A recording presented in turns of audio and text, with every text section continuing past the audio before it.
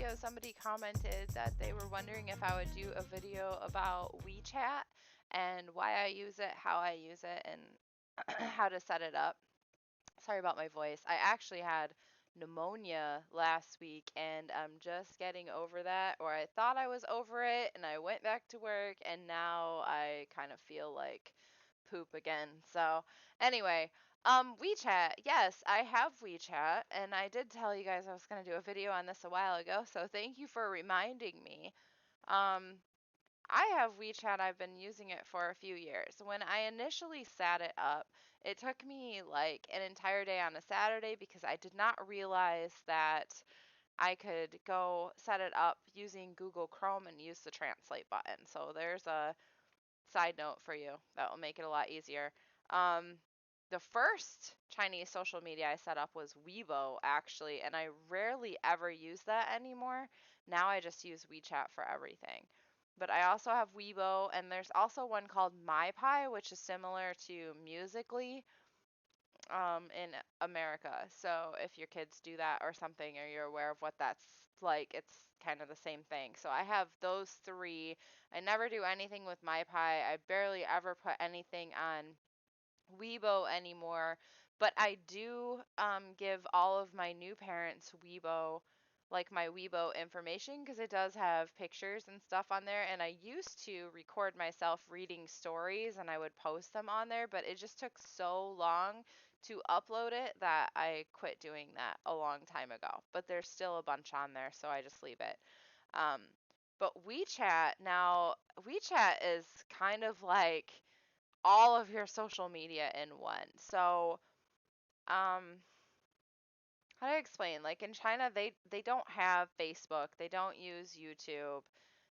Everything's regulated by the government, right? But everyone has WeChat. They use WeChat Pay, similar to Apple Pay. Everybody's got that on there.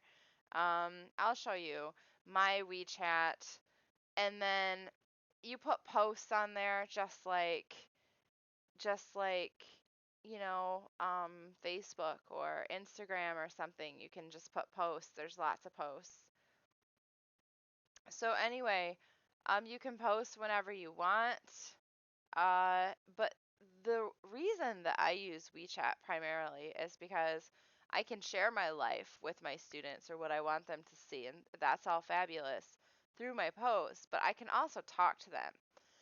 Sorry, told you I'm still not feeling great. Um,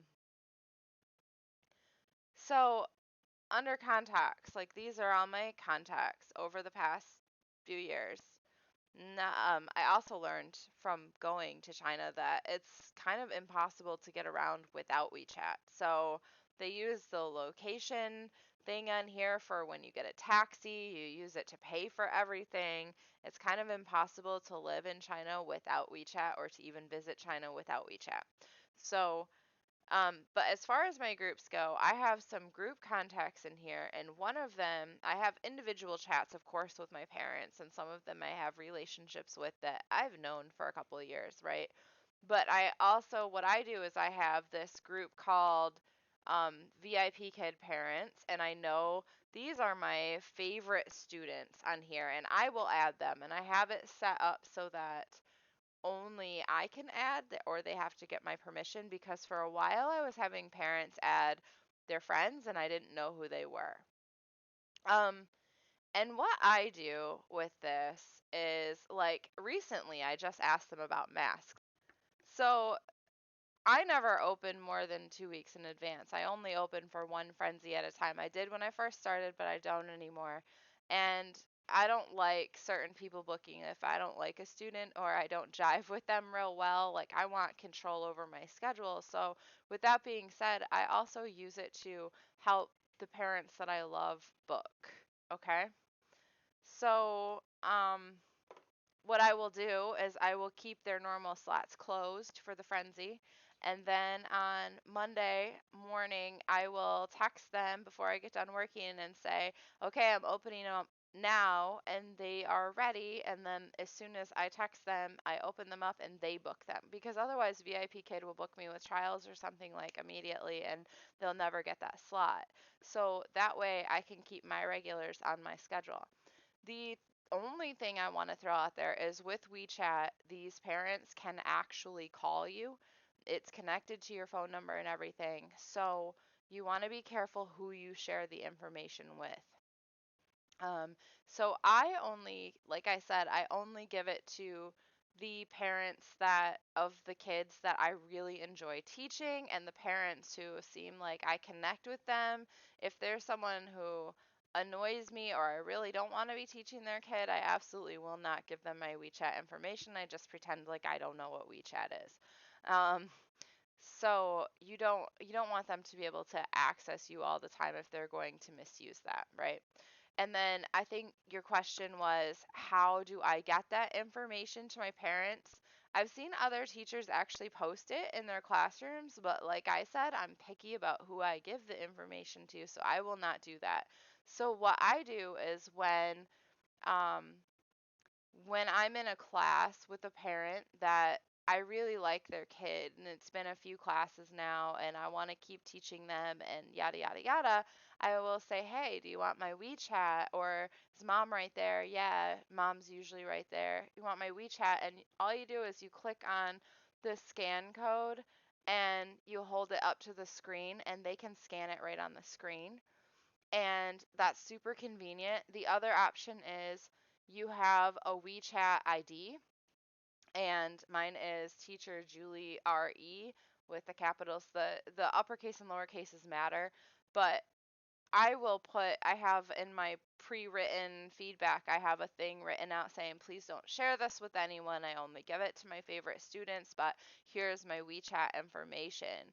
Please feel free to friend me or whatever.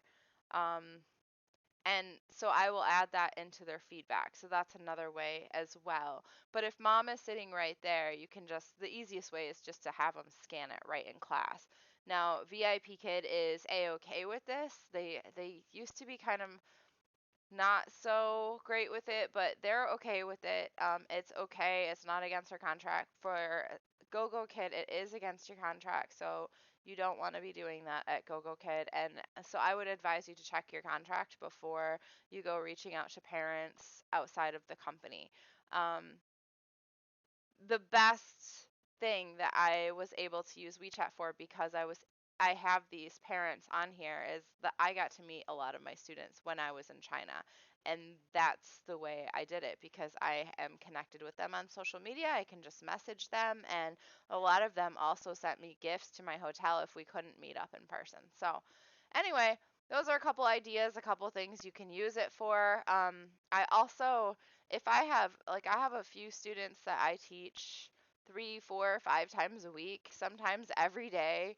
And if I have a student that's that invested that I spend that much time with, I will also send them like supplemental materials, meaning like things that might help them with the lessons that they're going through. Now, don't get it twisted. I definitely don't go above and beyond over. I mean, I get paid for 25 minutes and that's what I get paid for. So I'm not, but I do like having a relationship with my kids. So if there's something that's super simple that I can just send to them, they don't have the luxury to just Google there like we do. I mean, some of them do have VPNs, but for the most part, it's definitely not the same as it is in America. So, or I should say in the United States. So, um, if I can just send them something, especially like a simple YouTube video. Now, keep in mind the link will not work because they can't watch YouTube, so I have to screen record it and then send that. But if it's something that'll help them learn or a song or something, then I do that. And I have done that before. And it's just something that kind of helps you to reinforce the relationship you have with your students. And so I absolutely love WeChat. I will never get rid of it. I have a ton of people on there that I met in China that I've met through my companies and everything. And so there's a bug in here. That's weird. I definitely will keep it. I love having it. I've had it for a long time. The biggest problem people run into, though, is that you need to have your WeChat account verified. And oftentimes people don't have someone to verify it because they're like, I'm not in China. How do I do that? Anyone with a WeChat that's active can verify you. But when you send it to get verified, the person that you are having verify you needs to do that within, I don't know the exact time, but it's within 10 minutes and then they close it. I mean, they're particular about it. So have somebody on the other end. I'm not going to go out and say I will verify all of you, but if you shoot me a message, I have helped a ton of people get verified and get on there. I don't have a problem doing that. I just don't want everybody thinking, oh, message Julie. I might not have time to do that for everybody. Sometimes it takes 3 or 4 tries and it's time consuming. So, but if I have time, I will absolutely try to help you. So you can shoot me a message and give it a shot if you need help getting verified. But like I said, set it up initially on on Chrome so that you can use the translate button to get it all set up, and then you'll have it. Download the app right on your phone, and yeah, it's pretty simple to use. It comes up in English. You just choose English when you set it up, and there is a translate button, so that is a great way to communicate with your parents too. So that's the gist of WeChat. I think I probably explained that. I'll put in a couple pictures of mine on the screen, maybe add it into this video. But if you have any other questions, go ahead and post them below. Sorry, still getting over being sick. And yeah, if you guys have any other video suggestions for me, post it. I love it that you do that because that way I can, helps me come up with something because I want to be posting regularly, but sometimes I just don't know what you need to see or what would help you. So definitely keep the ideas coming. But anyway, thanks for watching. If you are new to the online ESL industry and you would like help through the process, if you want to get hired at VIP Kid or Gogokid, I would be happy to help you. So shoot me an email, julie.harnish@yahoo.com. And also, please don't forget to like and subscribe. I'm getting super close to 1,000 subscribers, so I'm really excited for that. Oh, cute side note, my son the other day sent me a text and said, Mom, I set up um, a new YouTube account just so I could be your 700th subscriber. I was like, oh, that's true love, but that's so nice. So that was cute of him. But anyway, so yeah, I'm getting there, but I need some more subscribers. And um, yeah, I think that's about it. If you have any suggestions at all, leave them in the comments. And yeah, I will see you in the next video. Bye, everybody. Happy Valentine's Day tomorrow. Bye.